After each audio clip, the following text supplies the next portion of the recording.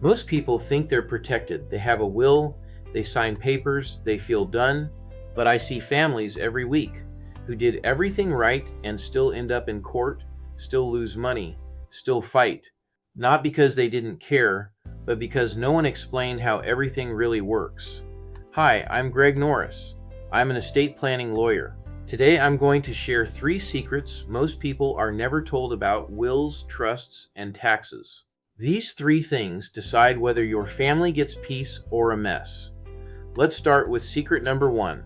Secret number 1: wills are not all they're cracked up to be. Most people hear the advice, just get a will. A will is important, but it is limited. A will does nothing while you are alive. It only works after you die. And when it works, it sends your family to court. That court process is called probate. Probate is slow, probate is public, probate costs money. What probate really looks like, probate is not one meeting, it is months of paperwork. Your family must file court forms, notify creditors, wait for deadlines, get permission to act. Nothing moves fast. I want to give you an example of a small estate. I've seen a small estate go through probate where there was no fighting, no drama, no complex assets, and it still took close to a year. The legal fees were in the tens of thousands. That money did not go to the kids right away. It did not go to a spouse right away. It went to a process. Another example, timing matters. I've seen families need money fast. Medical bills, funeral costs, mortgage payments, but probate delayed everything. The house could not be sold. The accounts were frozen. The family had assets, but no access. What a will does well, a will does do some things well. It names guardians for kids, who gets what, an executor. A will is better than nothing, but a will is a court-based plan. If you want privacy, if you want speed, if you want less stress, a will alone is simply not enough. Secret number 2. Signing a document does not mean it works.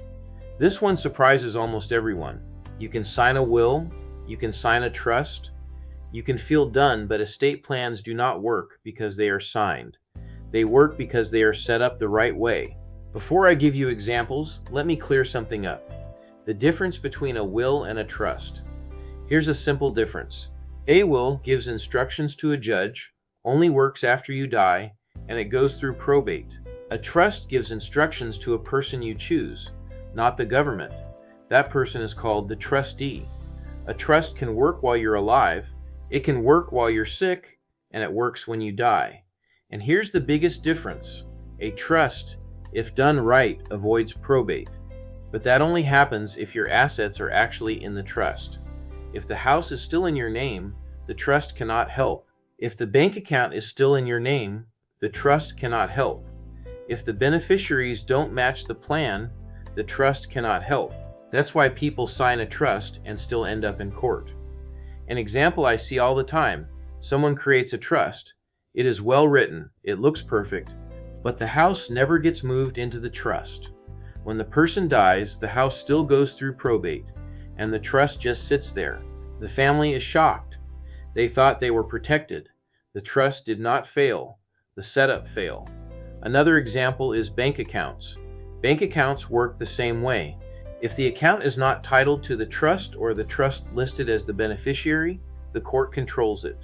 Bills pile up, accounts freeze. The trustee cannot act. Again, the document exists, but still does not work. Another example, retirement accounts. This one causes real damage. A parent wants protection for their kids. They create a trust, but the retirement account pays the child directly. The money skips the trust. The kid gets a lump sum. No rules, no timing, no guardrails. That money can be lost to a divorce, to lawsuits, or bad choices. The takeaway: estate planning is not just paperwork, it is coordination. It's a full plan. Titles, accounts, beneficiaries, property. Everything must match the plan. If it does not match, the plan will break. That's why signing papers is not the finish line. Now let's move to the biggest misunderstanding of all. Secret number 3. Revocable living trusts are not tax shelters, but they can help with taxes. This one is misunderstood all the time. People think I'll get a revocable living trust and will save on taxes. This is not fully true. Revocable trusts do not lower your taxes while you're alive. It does not lower income tax. It does not lower capital gains tax. It does not remove estate taxes. So why use one? Because it controls how assets pass, and that matters for taxes after death. Example, a family home. Let's say you bought your home for $300,000. When you die, it's worth $900,000. If you sold it while you're alive, you might own taxes on that gain. But when your kids inherit, the value resets. This is called a step up in basis. If they sell soon after, they may not own capital gains taxes. This applies whether the home is in your name or a trust. The trust helps by avoiding probate. Another example is rental properties. This is huge for real estate investors. Parents buy rentals years ago, the value grows. Rentals pass through a trust. Kids inherit with a new tax basis. They can sell without big capital gains taxes. They are not forced to rush. They're not dealing with probate. Trusts prevent that. What about irrevocable trusts? Irrevocable trusts are very different. They may reduce estate taxes. They remove growth from your estate. They protect assets from creditors. But they have trade-offs. They're expensive to set up and maintain. You give up control. They are harder, if not impossible, to change. They must be used carefully. They are advanced tools. Irrevocable trusts are used in addition to revocable trusts in specific situations. Everyone needs a revocable trust for the assets they want to control. Only a few people will ever use an irrevocable trust. Examples might be a large life insurance policy, high net worth individuals, folks that have special needs beneficiaries, Medicaid planning. So what do most people need? Most people do not need fancy tricks. They need clear planning, proper setup, and follow-through. Most problems come from half-done plans. Unfunded trusts, mismatched beneficiaries. So let's put it all together. Here's the simple truth. Most estate disasters happen because a will was assumed to be enough. Signing papers felt like the finish line. Trusts were misunderstood.